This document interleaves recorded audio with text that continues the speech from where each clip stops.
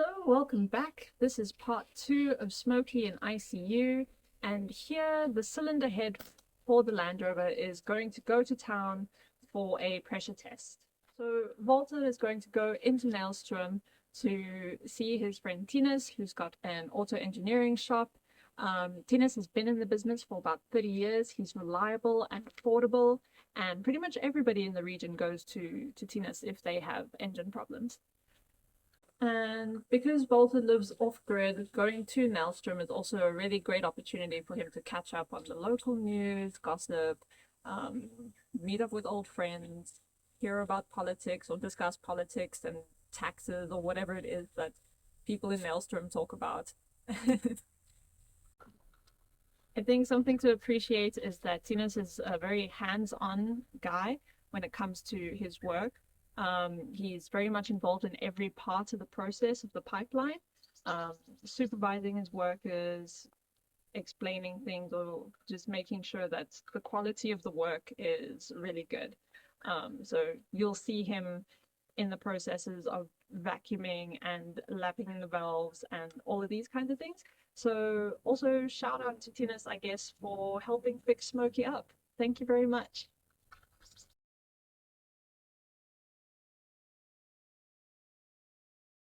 Okay, the head is back on the block.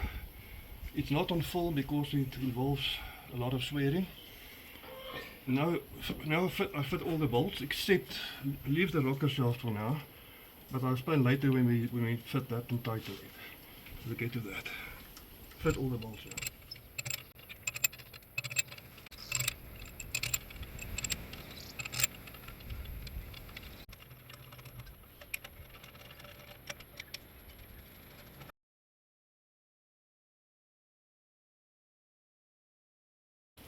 Something to remember, which is quite important, when you fit the cylinder here, remember there are loose combustion chambers inside the head, round plugs like that.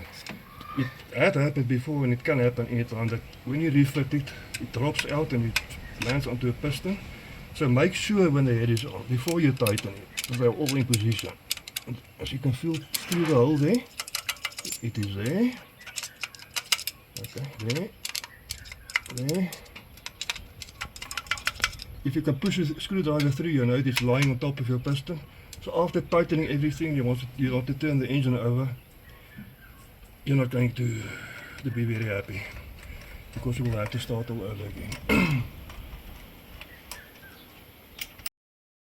As a precaution, put some paper inside the injector holes, because if something small is dropping there, if it drops into the engine, then you start all over again.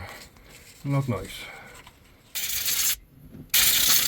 Okay, next step, fit push rods in the same sequence as they came out.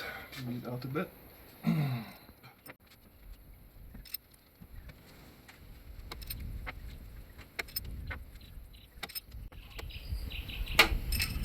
This is quite a clever design. The push rods are thin, so when it happens that the piston hits a valve, it doesn't break the piston or bend the valve, it bends the push rod, which is less damage. Now, time to fit rocker shaft.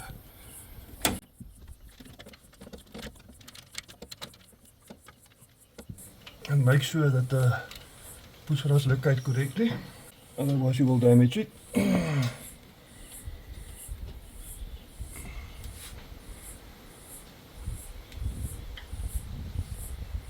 Good. Next, the bolts. The small ones later. Yes, before I start torquing the cylinder, fit these smaller bolts on your rocker pedestals. Not necessarily to tighten them all the way now.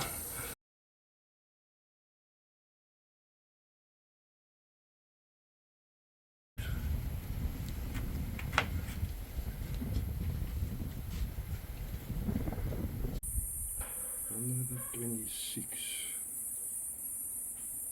Okay, it's time to torque the engine. according to the auto books manual, that was acquired in about 86, 87. So it's quite an old book, yeah. It gives you the sequence that you torque the head and also the setting. The setting is in Newton meters, 121, 122, 123. I'm going to do it 126 Newton meter. And the sequence is given here in the auto books manual. I'm going to follow that. If you stand here at the front of the engine, the sequence in which you do it. So I'm going to do it gradually, a bit at a time, in sequence until you're close to the setting and then the final torquing. You have to do it gradually to let the gasket spread out properly and seal properly. 3.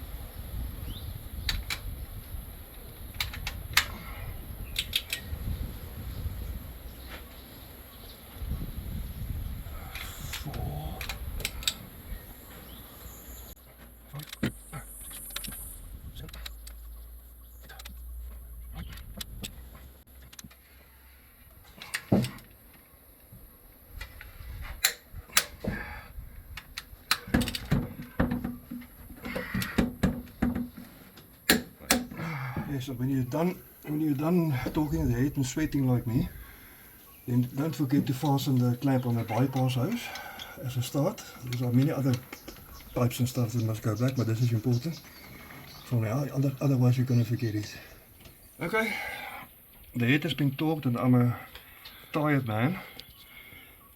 Temporarily put the rocker cover back, because what's going to happen now is we're going to flush out the radiator and through the pipe here at the bottom, then refit the pipes, then fill it with clean water so that we can see if there's a leak somewhere, either at the sump or here, whatever. And when that is done, we know there's no leak, then we can continue with the rest of the work. So that's it.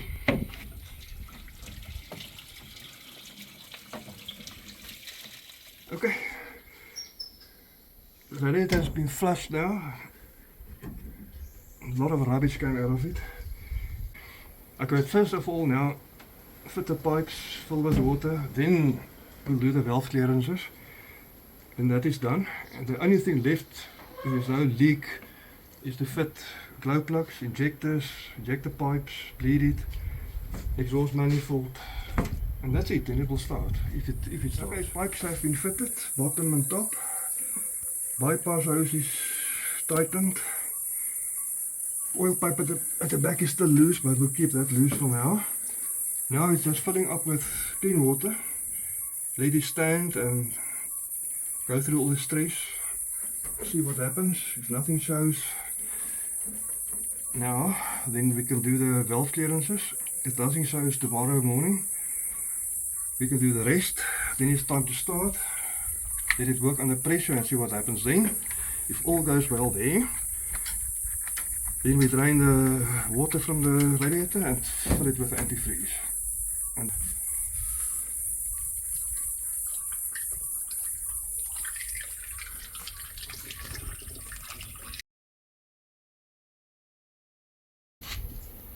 okay, setting valve clearances, the best way to go is to use what I call the rule of 9. So when you number 1 tap it, that means your number 1 valve is fully open. You adjust number 8. 1 plus 8 equals 9. When number 3 tap it, it's fully open, which will be the next one coming up. Then you do number 6. 6 plus 3 equals 9. And so it continues. 2, 7, 8, 1, 6, 3, 4, 5, 7, 2. Use the rule of 9, because when that valve is fully open, the other one is fully closed. So it's the best way to adjust it. And when I adjust this, I do it a bit of a tight adjustment, because they are wear on a rocker. So if you do it a tight adjustment, you close. Push the car in gear now. So number 3 valve, fully open. So the rule of 9, 3 plus 6 equals 9, so we have to do number 6. This one. So this is the first one to do. Okay, what I'm doing is I make it like a tight clearance The reason for that is because your rockers are worn and you have to make up for that, so you don't want them to loose. So make it a tight setting, not too tight, but this takes time. Okay, what you use is a 0.01 inch, which is 0.25 millimeters feeler gauge between rocker and valve stem. And I want to do it a bit of a tight fit because the rockers are worn. And that will make up for that. It's quite tight. That one is done.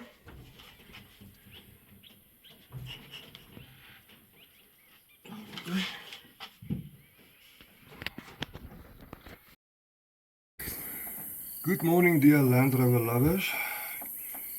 As you have seen yesterday, I filled up the cooling system with water up to here. The level is still around where it was, so hopefully no leaks.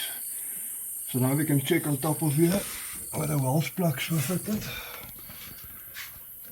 It has been standing for at least 14 hours. And by the way, if I looked a bit grumpy yesterday, it's because we had a serious heat wave here. And supposedly today is going to be worse. So the earlier you do things, the better. There seems to be no leak here on top. Everything's dry at the water pump and pipes. But now for a huge test, I have to remove the sump plug to see if there's any water inside the engine. But this is only a preliminary test. The real test will come when you start the thing and it's under pressure and it's working. Then it will show if it's really fixed or not. So let's check underneath. Okay, as the boers are, we like to do things right the first time. So to do it right the first time, I've seen that there's probably no water leak, is just to check the torque settings again, since yesterday. And that will be the last time. So let's get this thing on the right adjustment. Okay, and like yesterday, we're going to do it again according to the sequence in the manual. I just hope no bolt breaks off now, because then everything starts over again. Okay.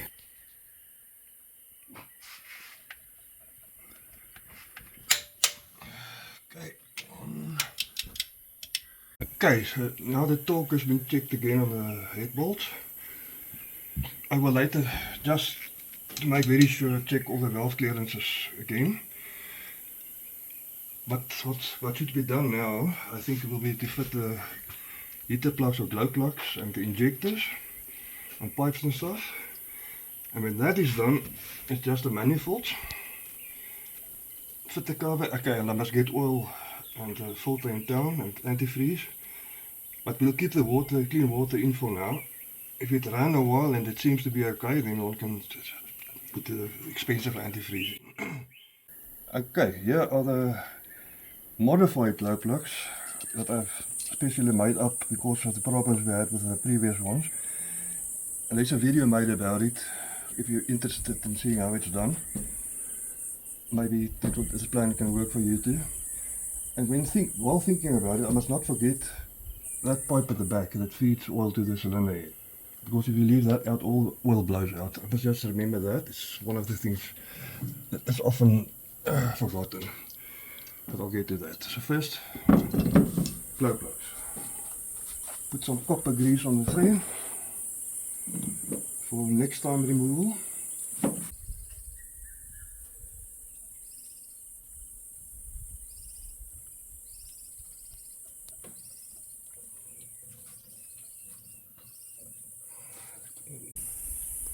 Okay, the reason I put copper grease on the glow plugs is because you want to remove it again next time, and everything it can get stuck and you can break it off inside the head.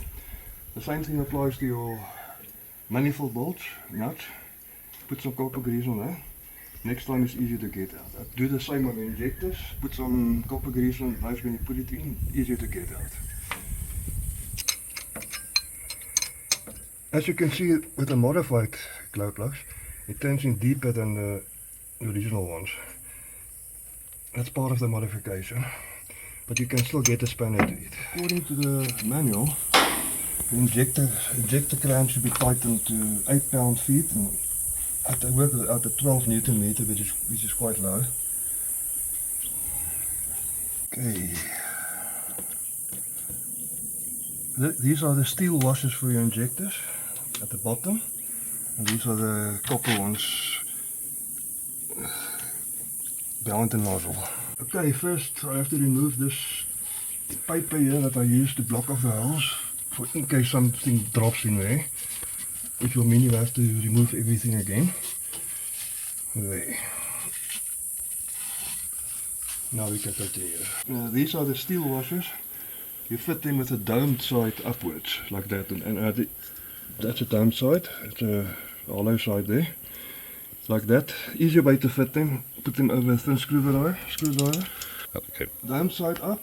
Easier way to insert them in the hole is to use a thin screwdriver, longish one, and then you like push it through the hole down there and just drop it off, like that.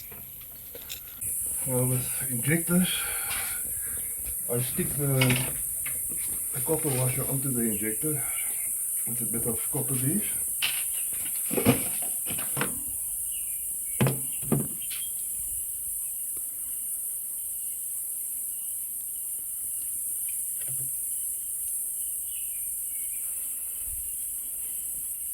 And some copper grease on the sides.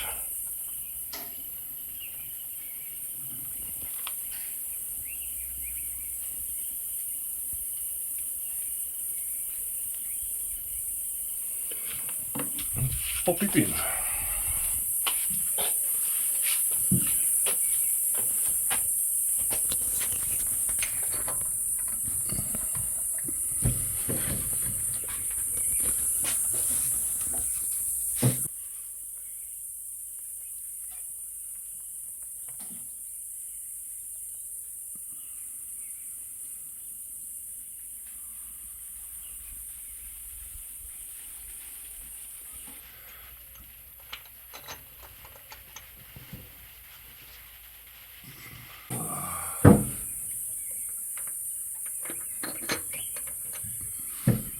Okay.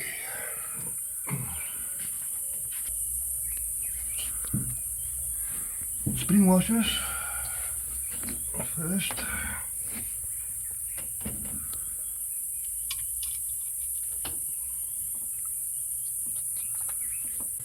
Nuts.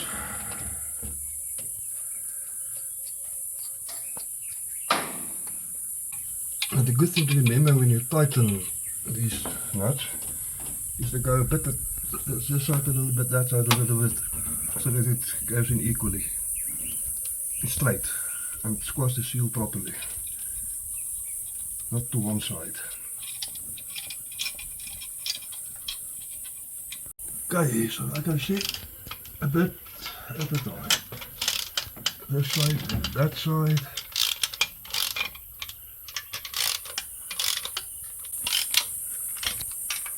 Okay, now that all the nuts are equally tightened, it's time to torque them. It's according to the manual 12 Newton meter.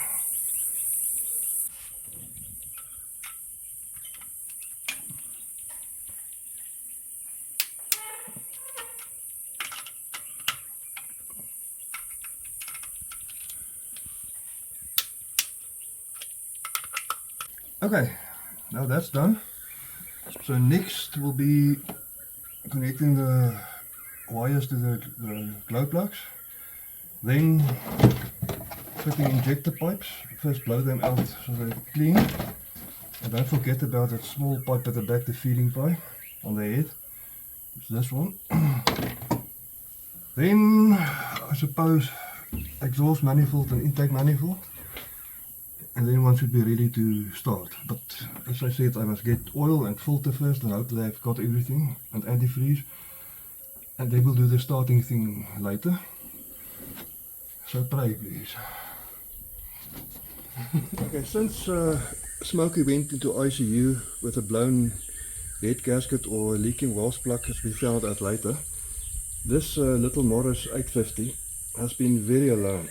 because Smoky used to keep her company all the time, but Smoky will be back soon. Okay, now, for the moment of truth. Everything has been assembled, clean water inside the system. It was standing for a while, no water is entering the engine at the moment. The oil level stays constant. It seems to be fine, but it's never fine until you start it and test it. That's always the scary part of it. It's like a scary movie. But we're going to do it now. Going to take it for a test drive and check it again and again, and then we'll be absolutely sure. Scary movie part 1. Warm up glow plugs.